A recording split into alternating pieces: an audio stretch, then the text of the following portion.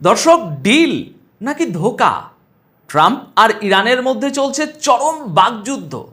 একদিকে আমেরিকা বলছে সব ফেক নিউজ, অন্যদিকে ইরান বলছে দস্তখতের প্রশ্নই ওঠে না। এর মাঝেই 104 জন নৌসেনা হত্যার চরম বদলার ঘোষণা দিয়ে বসেছে ইরান।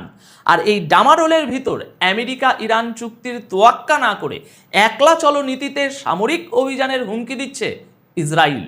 এদিকে বিশ্বযুদ্ধের দ্বারপ্রান্তে দাঁড়িয়ে থাকা বিশ্ব অর্থনীতি নিয়ে চরম হুঁশিয়ারি দিয়েছেন তুরস্কের প্রেসিডেন্ট এরদোয়ান। আমেরিকা কেন পিছু হটছে? ইরান কেন এই চুক্তির মাঝেও বদলার আগুন জ্বালিয়ে রেখেছে? এবং ইসরায়েলের আসল ভয়টা কোথায়? তার সব কিছুর ইনডেপথ অ্যানালিসিস থাকছে আজ। স্বাগত জানাচ্ছি আপনাদের সকলকে। তাহলে চলুন শুরু করা যাক আজকের এই বিশেষ প্রতিবেদন। দেখুন দর্শক, গতকাল থেকে আন্তর্জাতিক মিডিয়াতে একটা খবর খুব ভাসছিল যে আমেরিকা আর ইরানের মধ্যে একটা শান্তি চুক্তি বা ডিল প্রায় হয়েই গেছে। শোনা যাচ্ছিল আমেরিকা ইরানের আটকে থাকা ফান্ড রিলিজ করে দিচ্ছে এবং মধ্যপ্রাচ্যে একটা যুদ্ধবিরতির পরিবেশ তৈরি হতে যাচ্ছে। কিন্তু আসল ব্যাপারটা হলো, জিওপলিটিক্সে যা দেখা যায় তার চেয়ে অনেক বেশি গভীরে লুকিয়ে থাকে। আজ 13ই জুন সকাল 8টার দিকে ডোনাল্ড ট্রাম্পের একটি বিবৃতি এই পুরো ডিলের গল্পটাকে একেবারে উল্টে পাল্টে দিয়েছে। ট্রাম্প সরাসরি ইরানি মিডিয়ার সব দাবিকে ফেক নিউজ বা ভুয়া খবর বলে উড়িয়ে দিয়েছেন। তিনি স্পষ্ট ভাষায় বলেছেন যে কোনো লিখিত চুক্তির সাথে এই খবরগুলোর কোনো সম্পর্ক নেই। ট্রাম্প এখানে ইরানি কর্মকর্তাদের বেঈমান বলতেও ছাড়েননি এবং দাবি করেছেন যে তাদের সাথে সৎ উদ্দেশ্যে কোনো চুক্তি করা সম্ভব নয়। এখানে একটা জিনিস বুঝতে হবে দর্শক, ট্রাম্পের এই স্টেটমেন্ট আজ 13ই জুন সকালে আসার পেছনে একটা বড় কারণ আছে। ট্রাম্প আসলে তার ডোমেস্টিক পলিটিক্স এবং ইসরায়েলি লবিকে শান্ত রাখতে চাইছে এখন একটু। তিনি স্টেট অফ হরমুজে ভারতীয় জাহাজে হওয়া ড্রোন হামলার প্রসঙ্গ টেনে এনেছেন এবং ইরানকে সরাসরি হুঁশিয়ারি দিয়েছেন। যদিও আমরা জানি এর আগে অন্য একটি জাহাজে হামলার জন্য আমেরিকার সেন্ট্রাল কমান্ড বা সেন্টকমের দিকেই আঙুল উঠেছিল, যে ঘটনায় 3 জন ভারতীয় মারা গিয়েছিলেন। দর্শক, ট্রাম্পের এই হঠাৎ রেগে যাওয়ার আসল কারণ হলো, ইরানি মিডিয়া আগে থেকেই দাবি করছিল যে চুক্তি হলেও ইরান স্টেট অফ হরমুজের নিয়ন্ত্রণ ছাড়বে না এবং তাদের নিউক্লিয়ার প্রোগ্রামও চালিয়ে যাবে। অর্থাৎ আমেরিকা যে শর্তগুলো ইরানের উপর চাপিয়ে দিতে চেয়েছিল, ইরান তা সরাসরি প্রত্যাখ্যান করেছে। আর আমেরিকার মতো সুপার পাওয়ার যখন দেখে যে তাদের শর্ত কেউ মানছে না, তখন তারা সেটাকে ফেক নিউজ বলে চালানোর চেষ্টা করে। কিন্তু দর্শক, গল্পটা এখানেই শেষ নয়।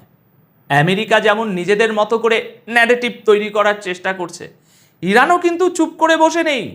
আজ 13ই জুন ইরানের বিখ্যাত নিউজ এজেন্সি ফার্স এবং অন্যান্য মিডিয়া আউটলেটগুলো অত্যন্ত কড়া ভাষায় ট্রাম্পের দাবিকে প্রত্যাখ্যান করেছে।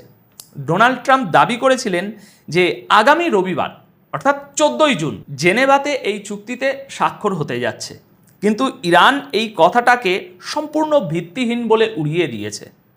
ইরানের পক্ষ থেকে খুব প্র্যাকটিক্যাল একটা কথা বলা হয়েছে। ডিল তো দূরের কথা, ইরানের ভিতরে এখন এই চুক্তির শর্তগুলো নিয়েই কোনো চূড়ান্ত সিদ্ধান্ত হয়নি। সেখানে জেনেভায় গিয়ে 14ই জুন দস্তখত করার প্রশ্ন আসে কোথা থেকে? দর্শক, এখানেই হলো আসল ডিপ্লোম্যাসি। পশ্চিমা মিডিয়া বারবার বোঝানোর চেষ্টা করছে যে ইরান হয়তো চাপে পড়ে চুক্তিতে রাজি হয়ে যাচ্ছে, কিন্তু ইরান বিশ্ববাসীকে দেখিয়ে দিচ্ছে যে তারা আমেরিকার কোনো টাইম লাইনে চলে না।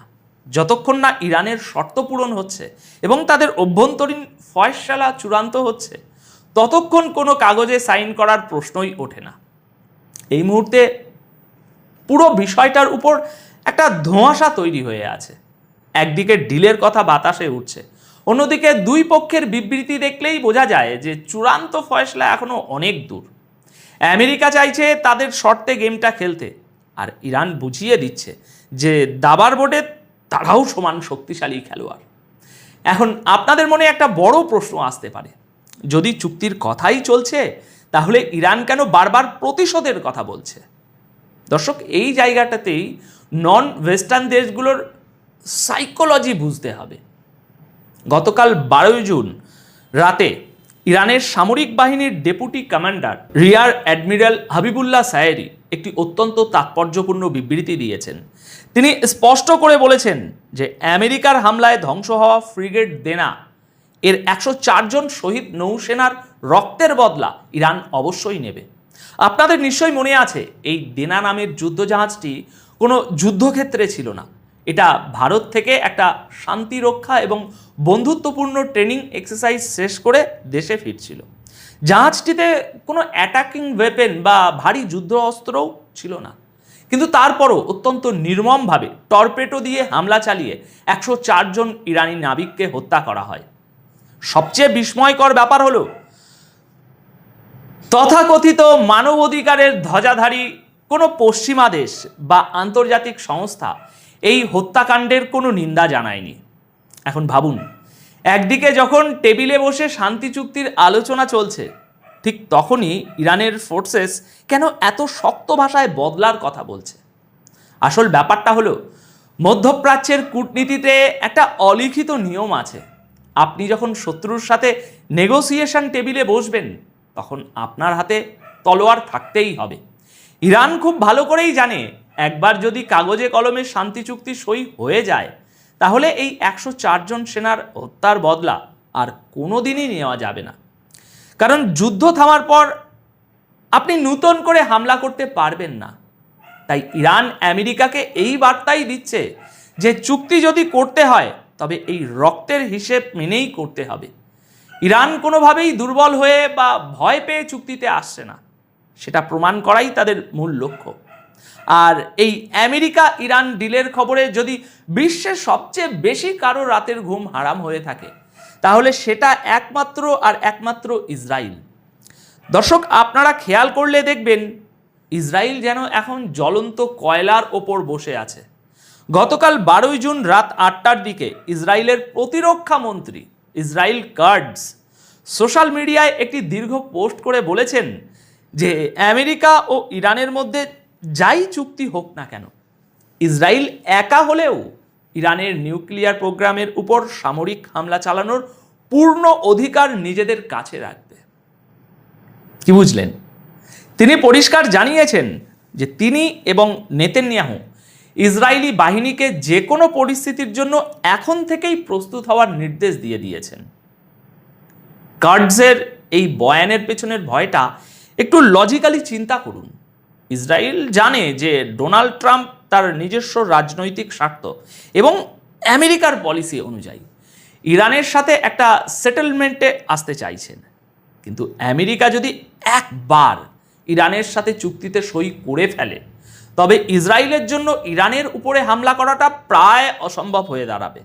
আর ইসরায়েল যদি আমেরিকার বারণ না শুনে একা গিয়ে ইরানের উপরে হামলা করে বসে, তবে এবার আর আমেরিকা তাদের বাঁচাতে আসবে না। কারণ আমেরিকা তখন বলবে, আমরা তো চুক্তি করেছি, তোমরা কেন গায়ে পড়ে ঝগড়া করতে গেলে? আর ভেবে দেখুন, আমেরিকা যদি পাশে না থাকে, তবে ইরানের যে সামরিক সক্ষমতা আছে, তাতে ইসরায়েল